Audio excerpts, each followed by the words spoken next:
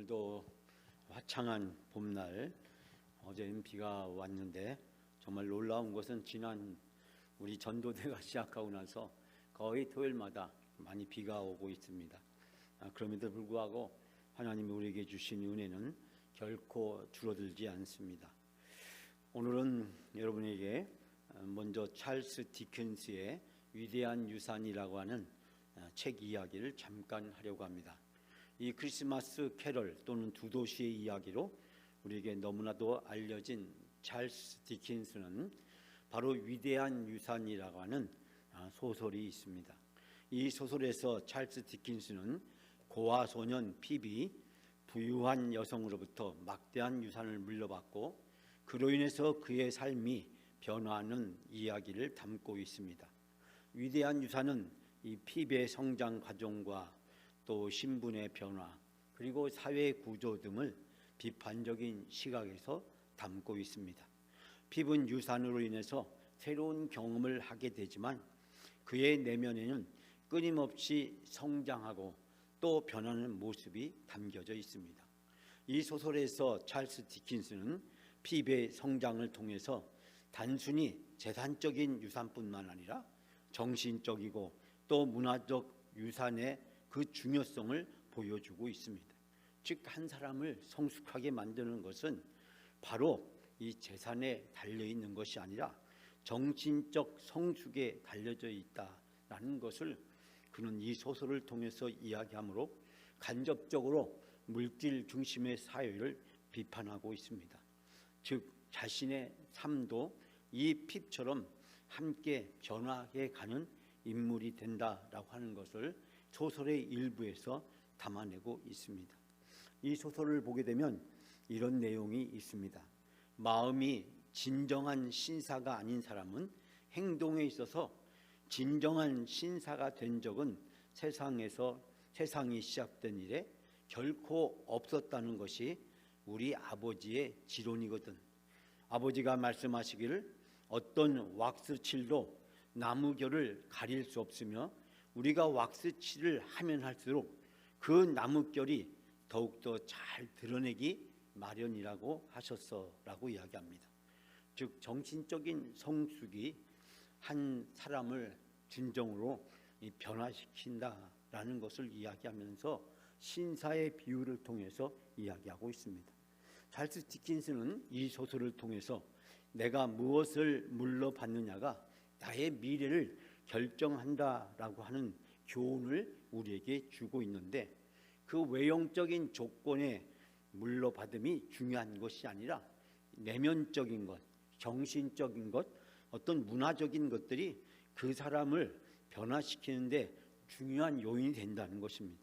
우리가 흔히 이야기하는 재산이나 학벌이나 아니면 외형적인 조건들이 한 사람을 성숙시키기보다는 내면적인 정신적이고 문화적인 요소들이 더 중요하다라는 이야기를 하고 있습니다. 저는 오늘 우리들이 부모나 형제나 친구나 동료나 같은 교인들을 통해서 우리는 다른 사람들에게 많은 것을 배우고 또는 물러받습니다. 그렇다고 한다면 나는 다른 사람들에게 무엇을 물려주는 삶을 살아가고 있는가? 우리가 자녀들에게 또 우리 주변에 있는 가족이나 우리 친구나 이웃들이나 심지어 교회 안에서 다른 사람들에게 나는 무엇을 물려주고 있는가? 훗날 사람들이 나에 대해서 이야기하기를 뭐라고 평가를 할 것인가? 라고 우리는 생각해 보지 않을 수 없습니다.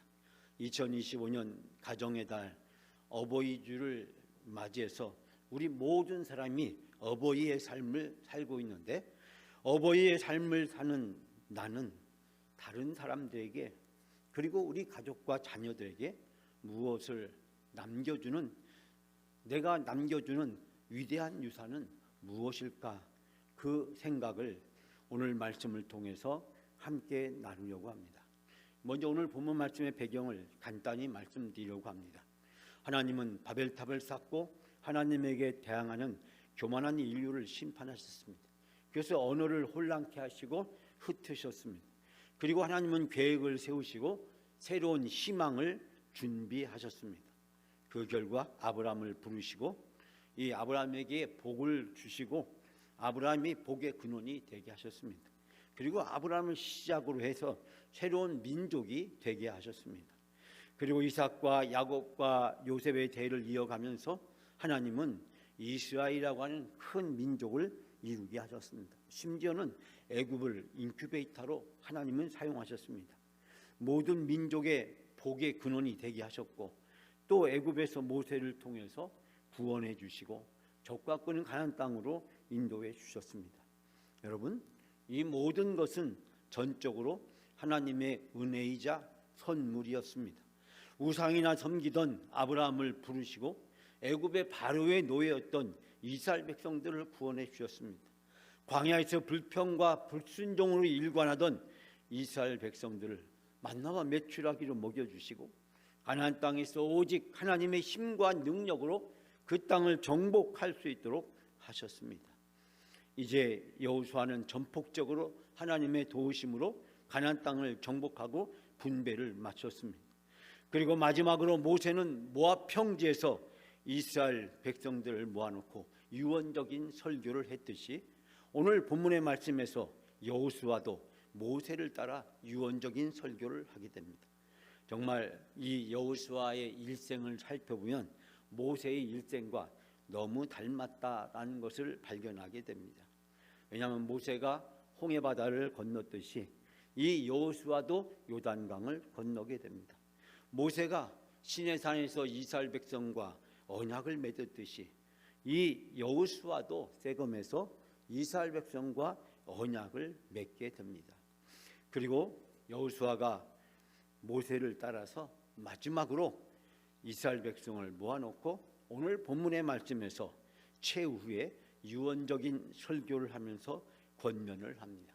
마치 모압 평지에서 마지막으로 이스라엘 백성들을 모아놓고 가나안 땅에 너희가 들어가게 되면 이렇게 살아야 된다라고 십계명과 율법의 말씀을 그들에게 선포하며 가르치던 모세의 얼굴을 떠오르게 만듭니다. 여러분, 저는 오늘 바로 이 여호수아의 마지막 권면을 통해서 세 가지 은혜를 여러분과 같이 함께 나누고자 합니다. 첫 번째는 14절에서 16절 말씀에서 여호수아는 오직 하나님만 섬기겠다라고 말씀하고 있습니다. 여러분, 우리가 잘 알다시피 14절 말씀에서 이 여호수아는 이렇게 말합니다. 하나님을 여호와를 경외하며 온전함과 진실함으로 그를 섬겨라. 그리고 14절 마지막 부분에 보게 되면 여호와만을 섬기라고 그렇게 이야기합니다. 15절에도 보면 여호와를 섬기는 것이, 또 15절 마지막에도 보면 오직 나와 내 집은 여호와를 섬기겠노라 라고 고백합니다. 그리고 16절 말씀에서 보게 되면 여호와를 버리고 다른 신들을 섬기지 아니하겠다라고 이야기합니다. 즉 오늘 주신 짧은 이 말씀 속에서 여호수아는 반복해서 이 섬긴다라는 표현을 사용하고 있는 것을 보게 됩니다. 특별히 하나님을 섬기겠다라고 하는 표현을 무려 6번이나 사용하면서 구구절절히 말끝마다 여호수아는 여호와를 섬기겠다라고 하는 표현을 담고 있습니다. 즉 여호수아가 지금 이스라엘 백성들이 하고자 하는 그 마지막 설교의 핵심이 바로 하나님을 섬기는 데 있음을 발견하게 됩니다. 즉 여호수아는 애굽에서 어린 노예 생활을 했습니다. 그리고 젊은 시절에 모세의 수하에서 가나안 땅을 정탐하고 여호와의 군대로 모세의 장수로 그가 활동을 하게 되었습니다. 하나님께서는 바로 모세의 수하에서 사명을 잘 감당하는 여호수아를 눈여겨보셨고 모세를 통해서 그를 택하여 세우셨습니다. 하나님은 여호수아에게 가나안 땅의 비전을 주셨습니다. 그리고 모세의 뒤를 이어서 이스라엘의 지도자가 되게 하셨고 하나님은 전적인 도우심으로 가나안 땅을 정복할 수 있었습니다. 요단강을 건널 때, 그리고 여리고 성을 함락시킬 때 아이성을 함락시키고 중부와 남부와 북부 연합군들을 연이어 격파하고 그가 그 땅을 정복할 수 있었던 것은 여호수아의 탁월한 리더십과 믿음 때문이 아니었습니다. 여호수아는 상당히 내성적이고 연약한 사람이었습니다. 그렇기 때문에 여호수아 1장에 보면 하나님은 이 여호수아를 격려하고 위로하며 두려워하지 말라고, 염려하지 말라고, 내가 너와 함께하겠다라고 이야기합니다. 뿐만 아니라 그가 전쟁에서 승리할 수 있도록 하나님은 지혜를 주시고 하나님은 친히 이 전쟁에 개입하셔서 여리고성을 무너뜨리고 아이성을 점령하게 하시고, 그리고 싸움 때마다 하나님이 친히 직접 개입하셔서 때로는 천사로 때로는 우박으로 다양한 방법을 통해서 하나님은 이 전쟁에서 승리하게 하십니다. 이 전쟁을 이끄시는 분은 하나님이셨고 이 전쟁에서 승리할 수 있도록 도와주신 분도 전적인 하나님이었습니다. 애굽에서 광야까지, 그리고 광야에서 가나안 땅까지, 그리고 또다시 그 가나안 땅을 정복하고 12지파의 분배를 마칠 때까지 그 모든 것이 하나님의 은혜였습니다. 내가 한 것은 아무것도 없고 오직 하나님의 은혜였음을 고백하면서 여호수아는 오직 하나님만 섬기겠다라고 고백을 하고 있습니다. 사랑하는 여러분, 여호수아는 이런 파란만장한 인생의 여정에서 하나님에 대한 생생한 체험을 가지고 있었습니다. 수없이 많은 고난과 역경을 겪으면서 하나님의 능력과 권능도 직접 두 눈으로 똑똑히 보고 온몸으로 직접 경험했습니다. 그럴 때마다 하나님이 어떠한 분이신지 직접 체험하게 되었습니다. 그러한 구체적인 영적인 체험은 여호수아로 하여금 나와 내 집은 오직 여호와만 섬기겠다라고 단호하게 고백하게 만들었습니다. 사랑하는 영광가족 여러분, 지나온 나의 인생을 돌이켜보면 수십 년의 인생의 여정에서 우리들도 파란만장하고 기구한 인생을 겪어본 적이 있으실 겁니다. 아마 인생 소설 극장을 쓰라면 여러분들도 눈물 없이 볼 수 없는 영화 몇 편, 드라마 몇 편 정도는 충분히 찍어도 부족할 것입니다. 그리고 오늘 내가 있기까지 모든 것이 하나님의 은혜요, 하나님의 사랑이었음을 고백하지 않을 수 없습니다. 비록 험난한 인생의 고비를 넘기고 사망의 음침한 골짜기와 같은 시련도 겪었습니다. 그러나 이제 뒤돌아보면 모든 것이 하나님의 사랑이었고 은혜였음을 우리는 확신하게 되고, 바로 오늘 여호수아의 고백이 우리의 고백임을 발견하게 됩니다. 사랑하는 여러분, 여호수아는 마지막 송별사를 통해서 자손들에게 땅과 재산을 남기는 것이 아니라, 가문의 후광과 백을 남기는 것이 아니라 오직 하나님에 대한 믿음만을 남깁니다. 이 가나안 땅을 정복하고 분배하는 과정에서 많은 지파들이 자기 조상의 업적을 내세우고 이 전쟁의 공로를 내세우면서 하나님이 정하신 이 분배의 법칙을 깨트리고 더 많은 땅을 얻기 위해서 욕심을 부렸던 일을 결코 잊을 수 없습니다. 요셉 지파의 자손이었던 에브람과 므낫세 반지파는 바로 자기의 조상, 바로 그 요셉 때문에 애굽에서 우리 민족이 거대한 민족이 될 수 있었고, 우리가 이 전쟁 초기에 누구보다도 다른 지파보다도 많은 업적을 세웠기 때문에 우리는 다른 지파보다도 더 많은 유산을 받아야 된다라고 그들이 주장함으로써 온 이스라엘 공동체들에게 큰 충격을 주었습니다. 이미 중부 지역을 비롯한 많은 비옥한 땅을 분배받았음에도 불구하고 다른 지파보다도 더 많은 것을 요구하는, 더 많은 땅을 요구하는 이들의 이기주의와 지파 중심주의가 바로 이 가나안 땅에 들어와서 하나님의 백성으로 하나님의 나라를 이루어야 될 이스라엘에게 먹구름을 주면서 각 지파들을 분열시키고, 그리고 지파 간의 갈등과 분쟁을 훗날 야기시키고, 사사시대의 적들로부터 공격을 당했을 때 서로 모른 척하고 침묵을 지키는 지파 중심주의가 뿌리 깊게 내리게 했습니다. 여러분, 바로 이러한 상황 속에서 여호수아는 오직 하나님만 섬기겠다라고 고백합니다. 그리고 이스라엘 민족들에게 결단할 것을 촉구합니다. 너희가 섬길 자를 오늘 택하라고 그들에게 요구하면서 다시 한번 오직 나와 내 집은 여호와를 섬기겠다고 고백합니다. 백발의 나이에 신앙 고백을 유산으로 남깁니다.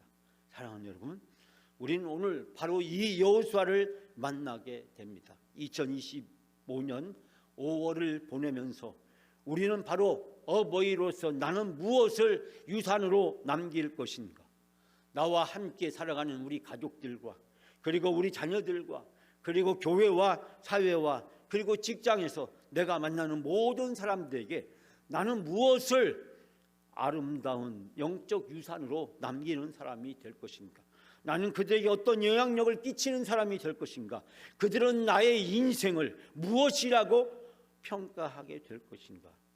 오늘 우리는 여호수아의 모습을 통해서 우리 자신을 한번 돌아다보고 무엇보다도 아름다운 신앙을 유산으로 남기는 여러분의 귀하고 복된 삶이 되시기를 주님의 이름으로 축복합니다.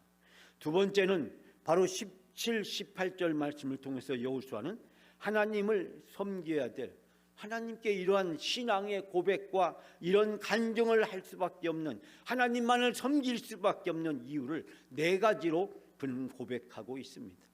여호수아는 무엇 때문에 하나님만을 섬기겠다고 고백했을까요?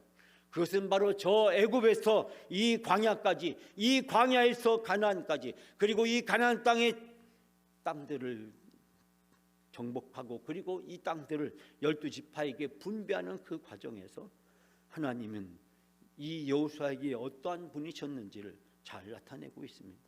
첫 번째 바로 17절 말씀입니다. 우리 다 같이 함께 17절 말씀 함께 봉독합니다. 우리 하나님 여호와께서 친히 우리와 우리 조상들을 인도하여 애굽 땅에서 인도하였던 집에서 올라오게 하시고 우리 목전에서 그 큰 이적을 행하시고 우리가 행한 모든 길과 우리가 지나온 모든 백성들 중에서 우리를 보호하셨으며. 아멘. 여러분, 여기에서 첫 번째로 여호수아는 고백합니다. 왜 나와 내 집은 하나님만을 섬길 수밖에 없는가? 그 첫 번째 이유는 바로 우리 하나님 여호와께서 친히 우리와 우리 조상들을 인도하여 애굽 땅 종되었던 집에서 올라오게 하시고, 즉 애굽에서 우리를 인도하여 주시고 구원해 주셨기 때문이고, 두 번째는 우리의 목전에서 큰 이적을 행하셨기 때문이고, 애굽에서 10가지 재앙을 통해서 바로를 굴복시켜 주시고 구름과 불기둥과 구름기둥으로 이스라엘 백성을 인도해 주시고 밤낮을 지켜 주셨으며 홍해 바다를 가르시고 이스라엘 백성을 건너게 하셨으며 또한 애굽의 군대를 수장시키셨고, 그리고 하나님께서 이 광야에서 만나와 메추라기로 우리들을 친히 먹여주셨고, 또 하나님이 반석에서 물이 나게 하셔서 우리를 먹여주셨고 각종 전쟁에서 우리를 승리하게 해주셨음을 이야기합니다. 즉 하나님이 우리의 목전에서 큰 이적을 베풀어 주셨다. 그리고 또한 우리가 행한 모든 일과 우리가 지나온 모든 백성들 중에서 우리를 보호해 주셨다. 적과 원수들로부터 우리를 지켜주시고 보호하시고 전쟁에서 승리하게 해주셨다라고 이야기하면서 18절 말씀에 여호와께서 또 모든 백성과 이 땅에 거주하던 아모리 족속을 우리 앞에서 쫓아내셨다라고 이야기하고 있습니다. 사랑하는 여러분, 애굽에서 이 가나안까지 하나님은 인도해 주셨고 그 과정에서 놀라운 일들을 보여주셨고 그 가운데서 적들을 싸워서 하나님은 그들을 물리치고 우리를 승리하게 주셨다라고 고백하고 있습니다. 여기서 여호수아는 구체적으로 세 가지를 고백하고 있는데, 첫 번째는 출애굽을 통해 주신 하나님의 은혜였습니다. 바로의 노예에서 하나님의 거룩한 백성으로 불러주시고 채찍질 당하는 고난과 눈물과 죽음에서 이스라엘을 구원해 주셨습니다. 그리고 이스라엘이 위대하고 잘난 능력 있는 민족이어서가 아니라 하나님은 전적인 은혜를 통해서 그들이 노예로부터 하나님의 자녀로, 하나님의 백성으로 그들의 신분의 변화를 이루어 주신 것은 전적인 하나님의 은혜의 선물이었습니다. 이스라엘과 하나님과의 관계는 전적인 은혜로 형성되었습니다. 은혜는 바위에 새겨지는 것 같이 우리에게 영원히 기억돼야 될 것이고 마치 심장에 칼로 문신을 새기는 것과 같은 것입니다. 은혜는 결코 잊을 수가 없는 것입니다. 바로 여호수아는 이 애굽에서 광야까지, 광야에서 가나안까지 하나님이 주신 은혜를 잊을 수 없다라고 고백하고 있는 것입니다. 두 번째는 광야와 가나안에서 보살펴 주신 은혜였습니다. 이미 말씀드렸듯이 하나님은 광야에서 신실하신 분이셨습니다. 구름 기둥과 불 기둥으로 한순간도 이스라엘 백성에서 눈을 멀리하지 않으시고 이스라엘 백성을 돌보아 주셨습니다. 광야는 모래와 돌밖에 없고 낮에는 너무 덥고 밤에는 너무 춥습니다. 먹을 음식이 없고 마실 물도 없습니다. 그런데 하나님은 그들에게 필요한 것을 그때마다 바로바로 하나님은 채워주셨습니다. 하나님은 이 광야에서 이스라엘 백성이 살아가는데 필요한 모든 것들을 아낌없이 주셨고 하나님의 그런 배려 속에서 이스라엘 백성들은 광야에서 생존할 수 있게 되었습니다. 뿐만 아니라 이스라엘 백성을 해치려고 하는 아모리 족속, 모압 그리고 가나안의 모든 족속들도 다 물리치도록 도와주셨습니다. 정말 이 가나안까지 하나님께서 이스라엘 백성을 얼마나 세밀하게 살펴주셨는지 그리고 각종 위협으로부터 이스라엘 백성을 어떻게 구원해 주셨는지 우리는 신명기와 그리고 민수기 말씀을 통해서 구구절절히 그 하나님의 세밀한 은혜와 보살핌을 발견할 수 있게 됩니다. 하나님의 환대와 돌봄과 그리고 헌신은 바로 이 광야의 여정 속에서 늘 이스라엘 백성과 함께 하셨고 이스라엘 백성을 안아주시고 업어주시고 품어주시고 날라주셨다라고 고백하고 있습니다. 세 번째로 하나님은 언제나 함께 하시는 하나님이었습니다.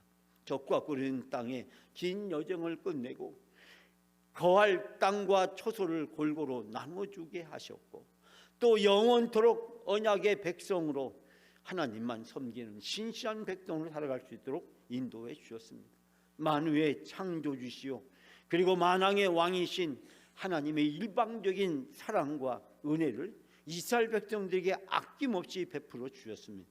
이스라엘이 수고하지 않는 땅과 건설하지 않는 성읍을 하나님은 강권적인 선물로 이스라엘 백성들에게 주셨습니다. 그 모든 것 속에서 날마다 함께 하시고 동행해 주시고 싸워 주시고 얻게 해 주시고 누리게 해 주셨습니다. 사랑하는 여러분, 애굽의 노예에서 광야의 떠돌이에서 이제 가나안 땅의 정복과 통치자가 되게 해 주셨습니다. 이때 하나님의 사랑과 은혜는 이루 다 헤아릴 수 없을 정도로 하나님은 베풀어 주셨습니다. 하나님의 사랑은 측량할 수 없고 하나님의 은혜는 계산할 수 없고 하나님의 축복은 잴 수가 없습니다. 돌아보면 오직 감사와 찬양으로 보답할 수 있습니다. 이 감사와 찬양으로 눈물의 회상록을 쓰고는 우리는 여호수아를 통해서 우리 인생의 회상록을 우리는 무엇으로 써야 될지를 발견하게 됩니다. 마지막으로 세 번째로 여호수아는 그 하나님의 은혜와 사랑이 축복에 하나님만 섬기겠다고 다시 확인하며 고백합니다. 여러분 18절 하반부를 우리가 다 같이 그러므로부터 함께 봉독합니다. 그러므로 우리도 여호와를 섬기리니 그는 우리의 하나님이시다 하니라. 아멘. 여호수아의 감격적인 신앙 고백을 보고 온 이스라엘 백성들도 함께 고백합니다. 우리도 여호와를 섬기겠다고.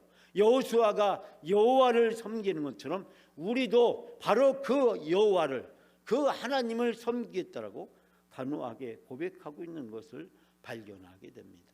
사랑하는 여러분, 여호수아가 이렇게 위대한 신앙 고백을 남겼을 때 그 여호수아의 많은 영향력은 바로 다른 이스라엘 민족들에게도 많은 도전과 감동을 주었습니다. 이제 파란만장한 인생을 마감하는 이 시간에 오직 하나님만을 섬기겠다라고 하는 영적 유산을 유언으로 남기고 그리고 유산으로 남기고 그 함께 그 길을 걸어왔던 그 모든 동료들과 그리고 이 자손들에게 하나님이 주신 이 놀라운 은혜를 회상하는 이 여호수아에게서 우린 인생의 참다운 모델을 발견할 수 있게 됩니다. 여호수아의 전 인생에서 생생하게 체험했고 경험했던 저 애굽의 노예로부터, 그리고 광야의 전사로부터, 그리고 이 가나안 땅을 정복하는 지도자로 하나님은 여호수아의 온 인생 가운데 함께하여 주셨고, 여호수아를 사용하셨고, 여호수아를 통해서 놀라운 일을 이루어 주셨습니다. 하나님은 말씀해 주시고 그 말씀한 것을 꿈꾸게 하셨고, 그 꿈꾸는 것을 이루게 하셨고, 그리고 온몸으로 경험하게 하셨습니다. 말씀이 꿈이 되고 꿈이 현실이 되게 해주셨습니다. 그리고 그 현실이 남의 것이 아니라 바로 내 것이 되게 하시고, 남의 이야기가 아니라 나의 살아있는 이야기가 되게 하시고, 나의 인생이 되게 하여 주셨습니다. 슬픔이 변하여 기쁨이 되게 해주셨고, 아픔의 고통이 치유되어 기쁨이 되게 해주셨고, 고통의 탄식이 변하여 행복한 노래가 되게 하셨고, 인생의 고비고비에서 넘겼던 그 수많은 역경과 아픔들은 바로 이 여호수아라 하여금 단호한 신앙의 고백을 하고 자기 인생의 최고의 유산으로 하나님을 섬기는 그 영적 유산을 남기도록 하셨습니다. 사랑하는 여러분, 우리는 이 여호수아에게서 우리 인생의 진정한 참된 모델을 발견할 수 있게 됩니다. 사랑하는 여러분, 찰스 디킨스는 행복한 삶을 위한 명언 10가지를 남겼는데, 그 중에서 위대한 유산이라는 작품에서 2가지를 소개하고 있습니다. 우리는 결코 눈물을 부끄러워할 필요가 없다. 고통은 어떠한 교훈보다 강하며 고통은 사람들의 가슴이 어떤지 이해하도록 가르쳐준다. 눈물과 고통을 통해서 사람은 자기 인생의 가장 소중한 것들을 발견하고, 그 소중한 그 고통의 유산이 인생을 아름답게 만들어준다라고 이야기하고 있습니다. 사랑하는 여러분, 돈을 남기면 돈을 가지고 서로 싸우게 됩니다. 명예를 남기게 되면 교만해져서 방자하고 게으르게 행동하게 됩니다. 아브라함과 모세와 여호수아는 그 자녀들에게 영적인 유산을 믿음으로 남겼습니다. 유대인의 격언에 고기를 먹는 법을 가르쳐주면 거지가 되지만, 고기를 잡는 법을 가르쳐주면 나도 먹고 다른 사람도 먹이는 부자가 된다라는 말이 있습니다. 오늘 우리 인생에 우리가 남겨야 될 가장 아름다운 유산, 여러분, 바로 이 여호수아의 신앙 고백이 여러분들의 신앙 고백이 되고, 여러분들이 남기는 가장 아름다운 영적 유산이 되시기를 주님의 이름으로 축복합니다.